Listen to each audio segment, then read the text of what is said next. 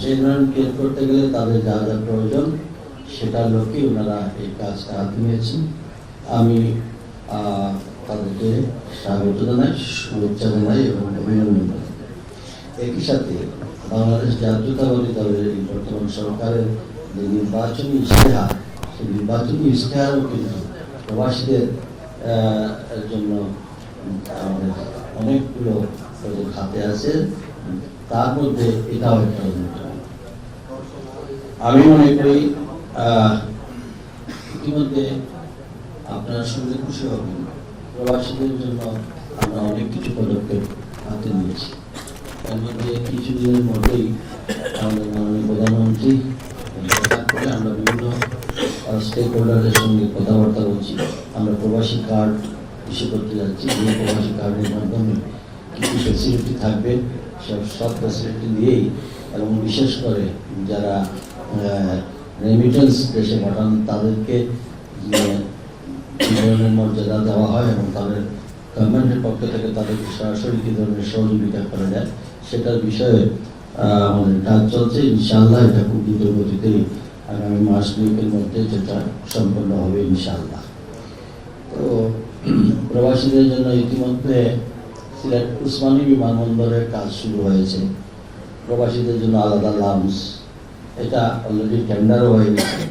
খুব সহসাই সেটার কাজ শুরু হবে, যাতে প্রবাসীরা এসে তাদের অন্তত তাদের সেই মর্যাদাটুকু অনুযায়ী তাদের এই এয়ারপোর্টে যে হ্যাসল হয় সেই হ্যাসলটা থেকে তারা কীভাবে তাদেরকে সহযোগিতা করা যায় সেই বিষয়ে প্রবাসী কল্যাণ মন্ত্রণালয় কাজ করছে। এবং সেখানে আমরা শুধু এই কখনো কিন্তু কেউ চিন্তা করেন নাই যে প্রবাসীদের এই ইমিগ্রেশন এরিয়াতে অনেক সময় ফ্লাইট ডিলে হয়, অনেক সময় বিভিন্ন ধরনের অনেক গ্যাদারিং হয়, কিন্তু একজন প্রবাসী যদি অসুস্থ হয় আগামী এই 5-7 কিলোমিটারের মধ্যে কোনো হসপিটাল ক্লিনিক নেই।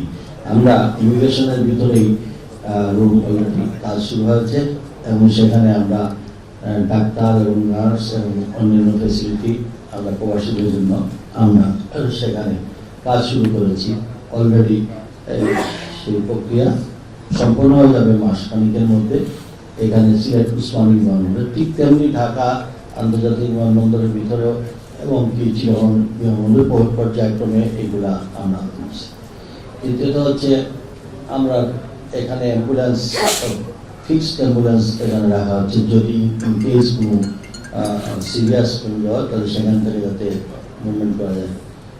এবং প্রবাসীদের ডেড বডি শুনতেছেন আপনারা প্রায় দিনই আমরা ফ্রি অফ কস্ট নিয়ে আসতেছি এবং আমরা তাদের বাড়ি পর্যন্ত পৌঁছানোর ব্যবস্থা করতেছি। এটা এই সরকার প্রথমবারের মতো শুরু করে। অলরেডি আজকে যেটা আমি জানতাম না, আজকে যেটা এখানে আমি প্রজেক্টে দেখলাম, এই প্রজেক্টের মধ্যে আমার মন্ত্রণালয় অলরেডি আমরা একটা মিটিং, 3টা মিটিং অলরেডি হয়ে গেছে যে প্রবাসীদের জন্য আলাদা, যেহেতু আমাদের ল্যান্ড কম, এখন বারবারে যদি আমরা প্লট হিসাবে আমরা দিই তাহলে এরকম করতে গেলে ভবিষ্যতে আমাদের ল্যান্ডের অভাব হবে। আমরা মানে যে হোল বিদেশে যেভাবে অ্যাপার্টমেন্টের মাধ্যমে শুধু ডেডিকেটেড প্রবাসী তাদের জন্য ওই মার্কেট সহ সব ফেসিলিটি যাতে করে এই প্রবাসীরাই অ্যালটমেন্ট পাবে এবং তাদের সিকিউরিটি এবং সিকিউরিটি সব কিছুই সরকার গ্রহণ করবে।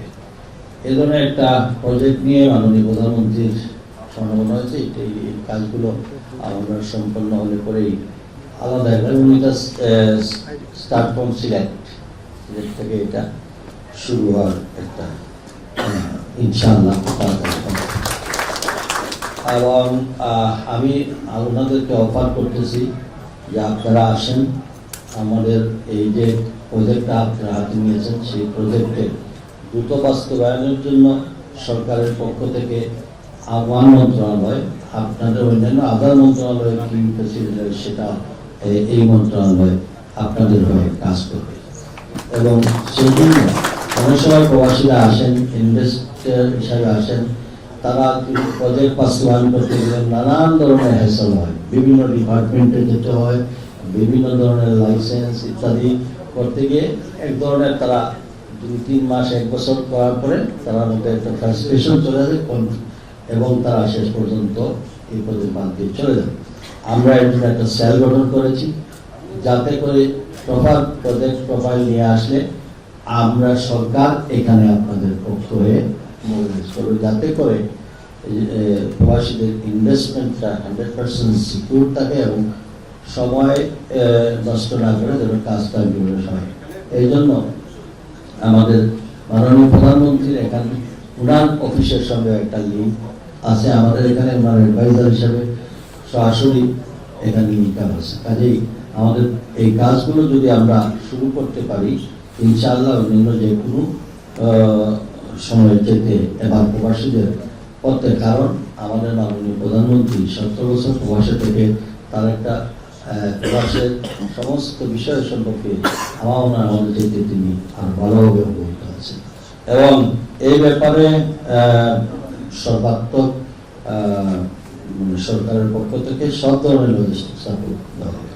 আমি আর কথা না বাড়াই, আমি শুধু এইটুকু বলতে চাই যে আজকের যে এখানে প্ল্যান ডিজাইন যেটা করা হয়েছে সেটা এখানে যদিও এটা সিটি কর্পোরেশনের বাইরে, শুধুমাত্র ইউনিয়ন পরিষদের একটা পারমিশন লাগে বা অন্য আদার কোনো উত্তর হয়তো নেবেন, যা কিছু লাগে আমাদের আপনারা আসেন অন্যান্য ফেসিলিটির জন্য আমাদের তরফ থেকে যদি আপনাদেরকে লজিস্টিক ইভেন কি যদি জয়েন্ট ভেঞ্চারও আপনাদের সহযোগিতা করতে সরকার আমাদের সঙ্গে আছে। আমার মনে হয়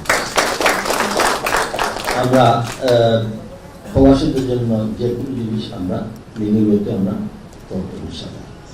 তা আমি আর বলতে আমার আবার 3টায় জনতায় যেতে হবে, এখানে কৃষি বিশ্ববিদ্যালয়ের বিসি আমাদের মহানগর বিএনপির সেক্রেটারি সহ আরও অন্যান্য নেতৃবৃন্দ অনেকে আছেন। যাই হোক, আমার মনে হয় এরা যারা এই কমিটিতে এই যে প্রজেক্ট নিয়ে যারা আসছেন এদেরকে আমি পার্সোনালি জানি এবং চিনি। তো আমার কাছে এবার কালেকশনটা একটু বেটার মনে হয়েছে এবং যাদের উপর জনগণের আস্থাটা থাকবে বলে আমার বিশ্বাস, কারণ এদের দীর্ঘদিনের এই বিদেশে তাদের যে কানেকশন, তাদের যে রেপুটেশন, এটা আমার মনে হয় এই প্রজেক্টের সঙ্গে যারা জড়িত তাদের সম্পর্কে নতুন করে ধারণা দেওয়ার কোনো কারণ নেই। এবং আমার মনে হয় এরা শুধু যে ব্যবসা করার জন্য এখানে আসেন এটাও আমি বিশ্বাস করি না। এদের একটা ডে ওয়ান থেকে তাদের সিলেটে নেক্সট জেনারেশনকে তারা কিভাবে এখানে আনবে, আমাদের পরে যেন আমাদের মাতৃভূমিকে যেন ভুলে না যায়, এরা যেন আমাদের নারীর শিকড় অনুযায়ী তারা এখানে আসে, এই কাজটুকু তারা, এবং তারা যদি আসে তাহলে তারা ইনভেস্ট করবে, তাদের এখানে আমাদের ফ্যামিলি বন্ডিংটা স্ট্রং হবে এবং আমাদের যে কালচার, আমাদের যে সেটাও তারা ফিল করতে পারবে। আদারওয়াইজ তারা তো বাংলাদেশ সম্পর্কে, নিজের মাতৃভূমি সম্পর্কে তাদের সেই ফিলিংস থাকবে না। এবং এটা সময় উপযোগী সিদ্ধান্ত। আমি তাদেরকে আবার মোবারকবাদ জানিয়ে আমার বক্তব্য। গত ইউনিয়নের বিক্ষোভ এটা ঠিক না। গত ইউনিয়নে সব শ্রমিকরা হাসি মুখে বাড়িতে ফিরে গেছে। এবারও ইনশাআল্লাহ আমরা কাজ শুরু করেছি। আশা করতেছি সব শ্রমিকরা তাদের প্রাপ্য বেতন নিয়ে তারা বাড়িতে যাবে। হ্যাঁ,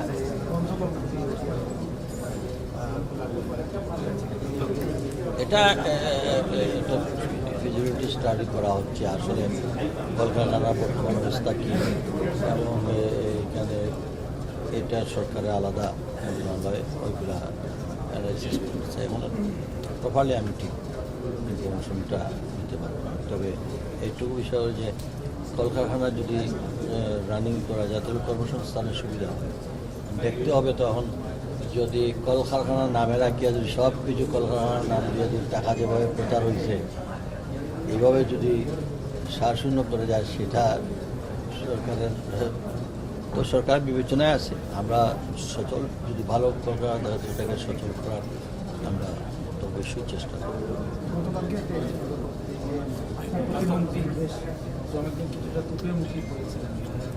স্লোগান দেওয়া হয়েছে। তো এটা আসলে এটা created। কারণ কি, এবং দক্ষিণ কোরিয়ার বিষয়ে শ্রমিকদের আগমনের তাদের ব্যাপারে কি সিদ্ধান্ত নিয়েছেন? আসলে আচ্ছা, একটা দেশ তার দেশে কাকে নিবে না নিবে এটা তার ব্যাপার, এটা তো বাংলাদেশ সরকারের কিছু নেই। ওই দেশের যদি সরকার কাউকে না নেয় আমরা জোর করে তারা পাঠাতে পারবো? এটা এটা আমার মনে হচ্ছে যে কোনো একটি মহল ভালো কোনো অবস্থা দেখতে চায় না, কোনোভাবে না কোনোভাবে নন ইস্যুকে ইস্যু তৈরি করার। তবে আমরা খতিয়ে দেখতেছি, যদি কোরিয়ার যাওয়ার ব্যাপার নাম নিয়ে যদি মানুষকে ক্ষতিগ্রস্ত করে বা কোনো এজেন্সি বা কোনো কিছু হয়, তাই সেই বিষয়ে আমাদেরকে আমরা তদন্ত করতেছি।